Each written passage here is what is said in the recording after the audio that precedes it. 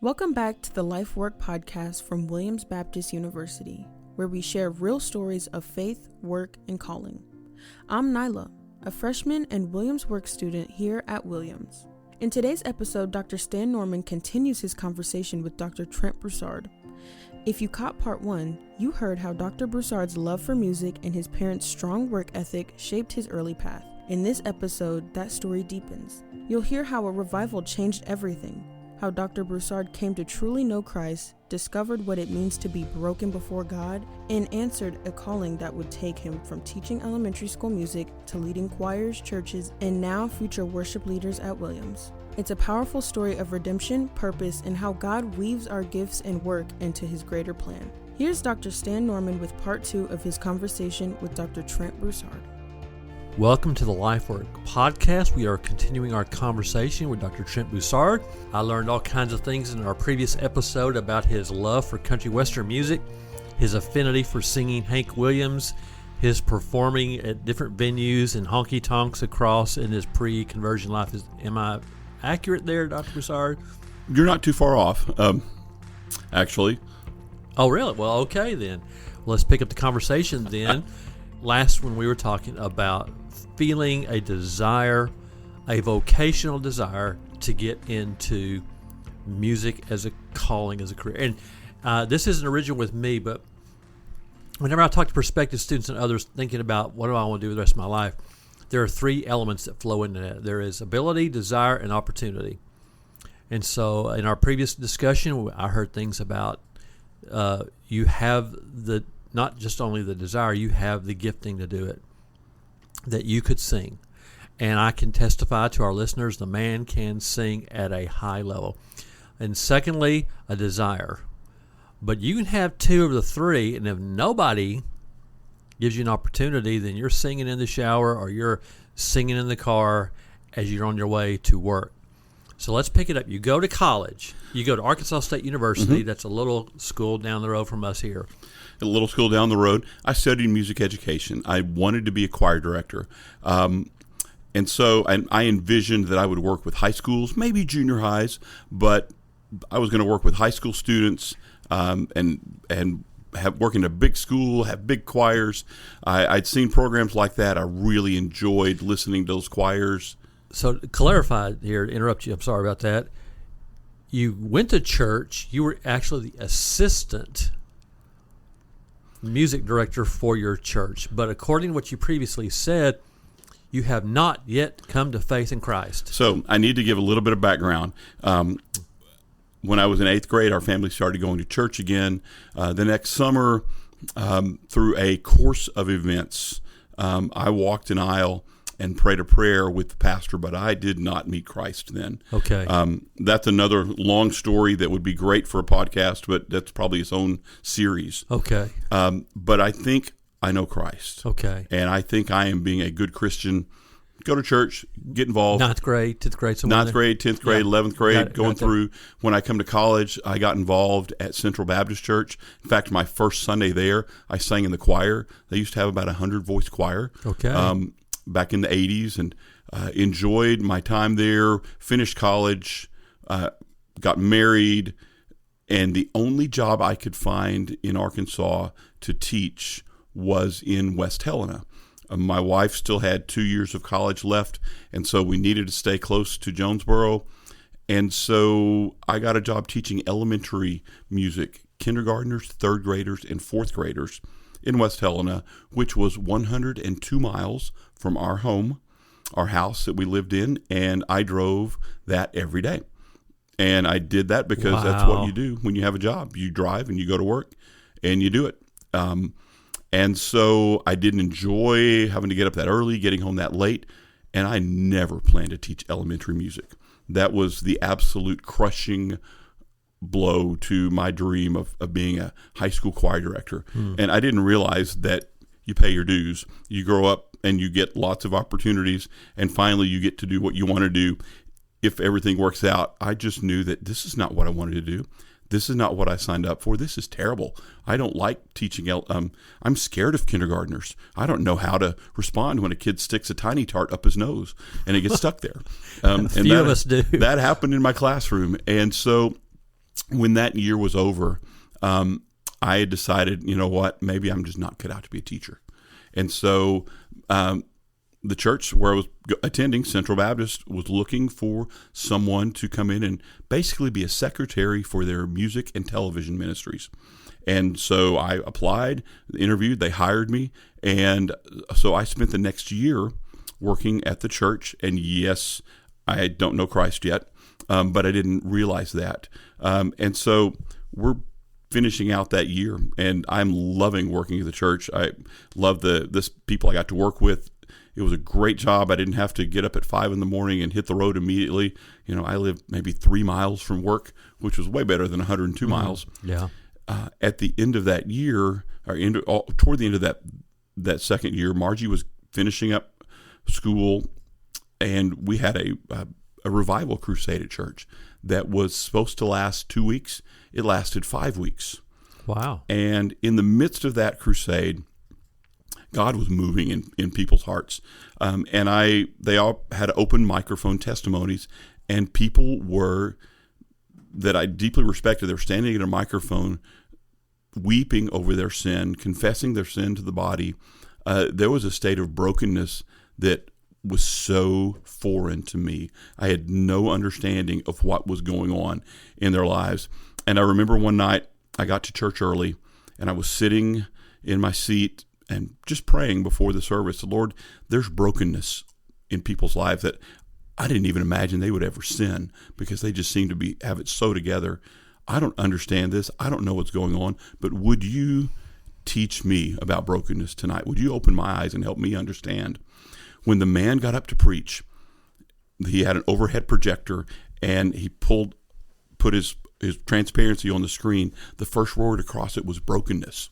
I had literally been praying God would help me understand brokenness. So I sat up in my seat and I listened, and I heard about what it meant to come to Christ, realizing he is the only hope that you have, that you're not bringing anything to him, that he is everything you need, and you come empty-handed.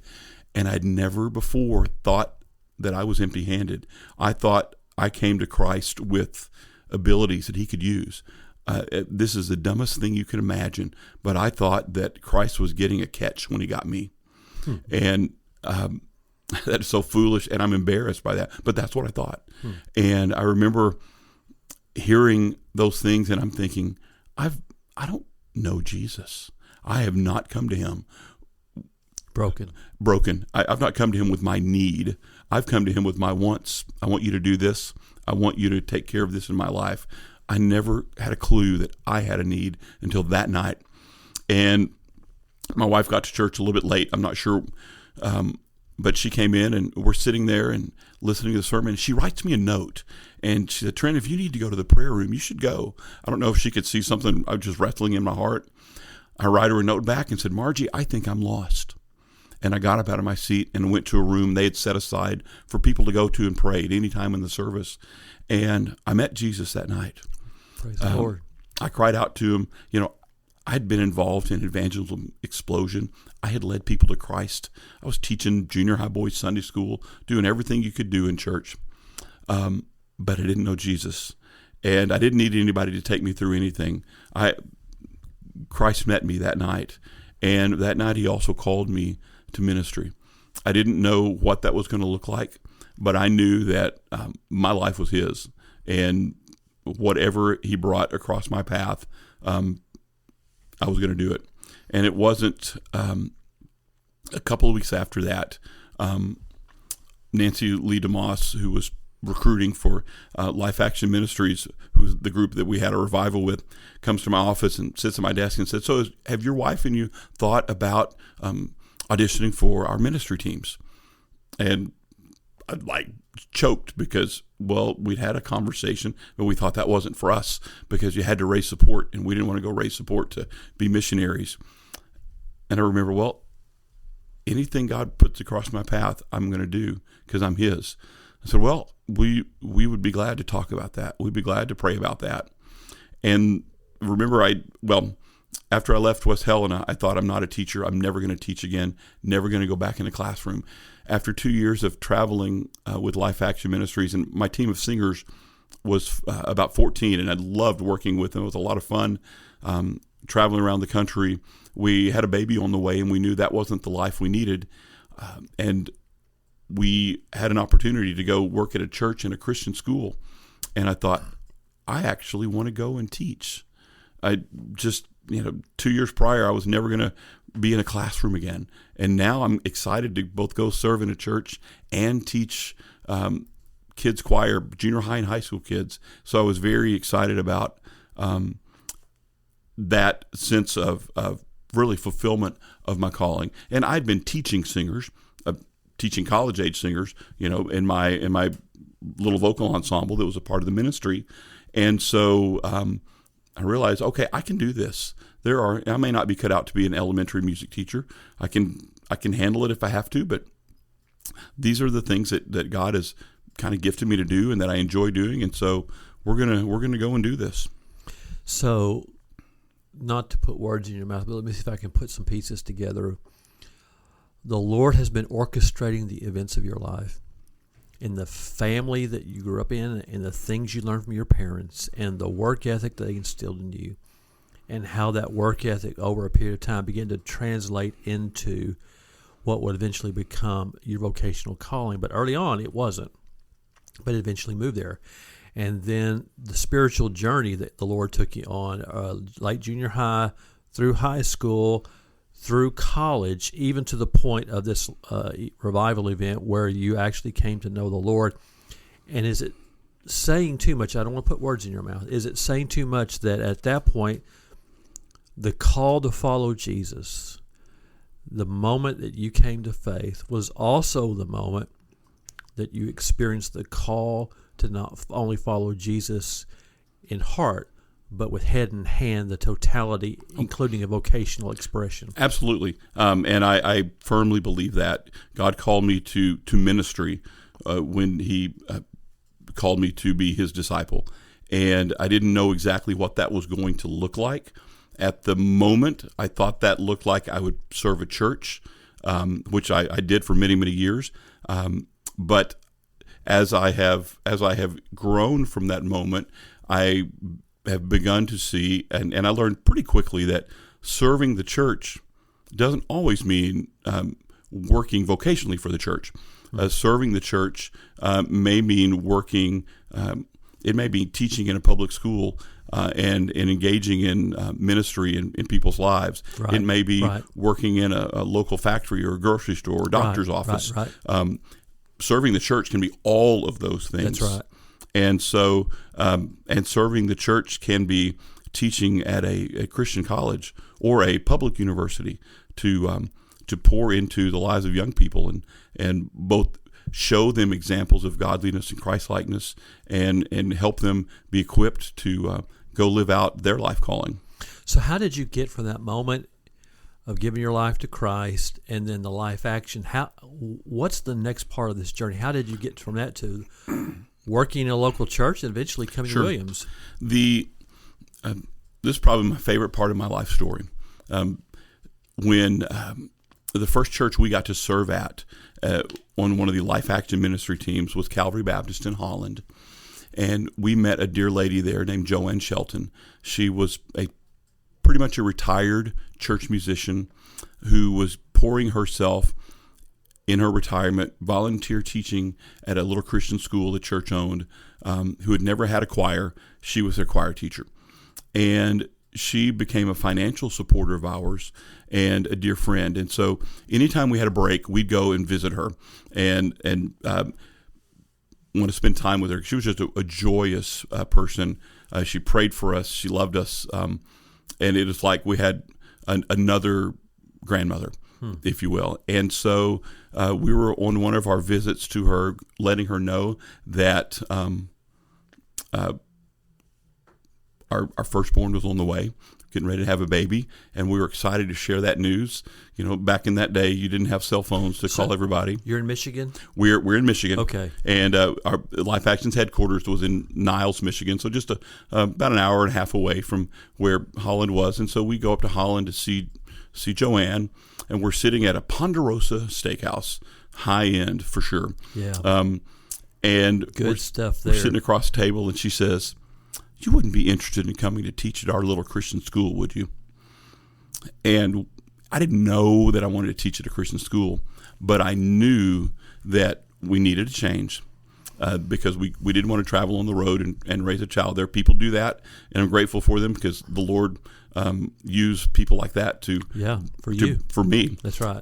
But we knew that wasn't the life for us, and we had fallen in love with the community already. And at that point, I was just coming to teach at the school.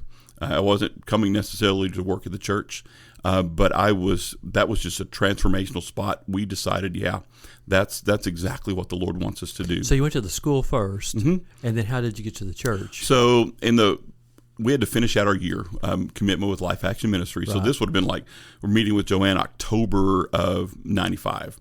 We had just known even just a couple of weeks we had a baby on the way in June, and so we were looking.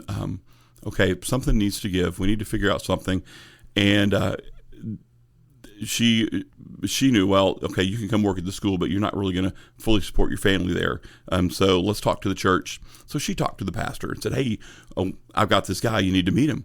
And she said, "And we're just going to send you around to all these churches. Somebody's going to need a music director." And so, but the church that owned the school, the pastor there said, "Well, we have." They'd had a music director. They'd let him go, and they were just kind of filling that role with some other staff. And so he was excited to bring on somebody to. So it was both and. So before I got there, it was both and. Okay. Now there's more to the story because the pastor left a month before I got there. Of course. And so I'm being paid, and nobody can tell me what to do. There's nobody to give me instruction to say, "Hey, here's what we need you to do." There's somebody who was leading the music, and nobody was taking it away from them. And so it was kind of an awkward 6 months. We're thinking, "Lord, what did you do? Did we miss you on this?" And Lord worked it all out. And 6 months later, I'm leading worship at the church. I'm teaching at the school. And I remember Margie had said, "Okay, since we've been married, you've had a job for a year, and 2 years. We really probably want to stay there at least 5 years because that's just not good to move every year to a different job." I said, "You're right. We're going to stay here at least 5 years." And the 5 years stretched out to how long? 26. Okay. And it would be at it'd be at 30. It would be coming up on 30 if a president of a local Christian university hadn't sent me a message saying, "Hey, I'd like to talk to you." So let's talk about that, Yahoo. We were looking for someone to step in the shoes of a man that was a legend around here, Dr. Bob McGee, director of the Williams Singers, was here like 38 years, I think, long time, after having a wonderful ministry on the mission field. And I got your name through the dean of Southwestern Baptist Theology, dean of church music. Is that what they Church music and worship, And Joe Crider, Dr. Crider, said, "There's a guy. He's in Michigan, but you need to talk to him." And we started the conversation. How did you sense the Lord leading you from a work in a local church to a work at a Christian Baptist university? Sure. So sometime in the mid-20-teens, I really sensed that the Lord was calling me into higher education. I didn't know what that was going to look like or where, but I felt like I'm somebody who really, I don't think I ever want to fully retire from work, but I felt like, at some point I've probably done all I can do here serving this church. I need to do something different. I'm not sure that there's a church position that I really fit, but I'd really love to teach. I'd really love to pour into particularly future worship leaders and help them to be equipped both musically and philosophically and theologically. And so I knew I needed some education, and I initially went and earned a Doctor of Educational Ministry. And I'm thinking, okay, I'm probably going to go teach at some point, but I don't know when. When the pandemic came along, the Lord just really pushed that timeline for me, and I decided, okay, I need to go get a PhD, because that's really the standard. If you want to go teach in a university, you need a PhD. Right. And so I called Dr. Kreider, who had been my supervisor for my DMin, and said, hey, here's what I think I want to do. Tell me about your program. And so he, after talking with him and some of the other professors and students, I decided, okay, I'm gonna go to Southwestern and getting their PhD program, and then when I'm out of that, I think I'm going to actively look for jobs, and try to find a role to teach. At that point, I had decided I'm not going to talk to a church. I don't think the Lord wants me to go look for another church job. Those things are off the table. But teaching, if the Lord brings a teaching opportunity, I need to really look at that. I had not the foggiest idea the Lord would put an opportunity before me a year into my PhD program. I was literally a year into the program when I heard from you and heard about the position here at Williams. And there were so many things that converged so positively there. I had 2 children who were living in Northeast Arkansas. We had many friends, and our family's more in Northwest Arkansas, but we had some extended family in the area. I wanted to teach. I wanted to teach at a Christian university, particularly, and to be able to come here. I don't imagine the Lord could have done anything kinder for me and my family. So as we kind of conclude this conversation for today, what are some things that you would want our listeners to know about calling, about vocation, about music as work as well as music as joy and worship? What are just some concluding ideas you'd want to communicate? Well, I would say that there's a lot of needs, and you will see needs everywhere. The need is not the call. You may fill a hole and meet a need for a season, but that's not necessarily God's calling on your life. And sometimes you are in the midst of God's calling, and there's a need that you jump in and fill because you're there and you can do it. But to really, when you are fulfilling the Lord's calling on your life, while the work may be hard, it won't be too much. It won't be overwhelming. It will be something that, by God's grace, you will go through, and I think you'll find joy in that, and you'll find pleasure in that. And if you're not finding joy, you may be in the wrong area. And I wish I had a chapter and verse of Scripture to point that to. All I have is Trent's life experience. Right. But there should be a sense of joy. And as it relates to particularly music, I do a whole lot more than teach music. I teach a doctrine of worship. Yeah. And I think it is vitally important for our students to grasp that and to express that in their vocation. And it's not simply, you don't just prepare musicians to go do music jobs. You may prepare them for engagement in the community. One of the things that I do, my hobby, I'm an opera singer. And that is the farthest thing from a country singer. That is everybody's and hobby. I know that's probably your favorite thing about me. There's so many things that are my favorite thing about you, of which that is one. And I have worked hard to develop my ability, to hone my skills, and to find acceptance among high-quality, high-end musicians. Part of my rationale for that, I want to take the gospel in places that maybe the gospel has not been clearly communicated or prominently displayed or lovingly embraced. I want to live out Christ and to specifically share Christ with musicians, with well-trained musicians. And many people think of the arts as being kind of a godless community. Well, that's not really true, but there is not necessarily a bright gospel witness in many areas. And so I've wanted to live my life for Christ in front of people who maybe they've had a bad experience with church, maybe whatever their lifestyle or circumstance is, they have been told by the church that they're worthless or they're no good. And we all know stories of churches that may not be so helpful in communicating the gospel to people who need the gospel. That's right. And I wanted to take the gospel and build bridges into communities that, from what I could see, didn't have a strong gospel presence or witness. That's a good word. And that's my hobby. Well, that's a good hobby to have.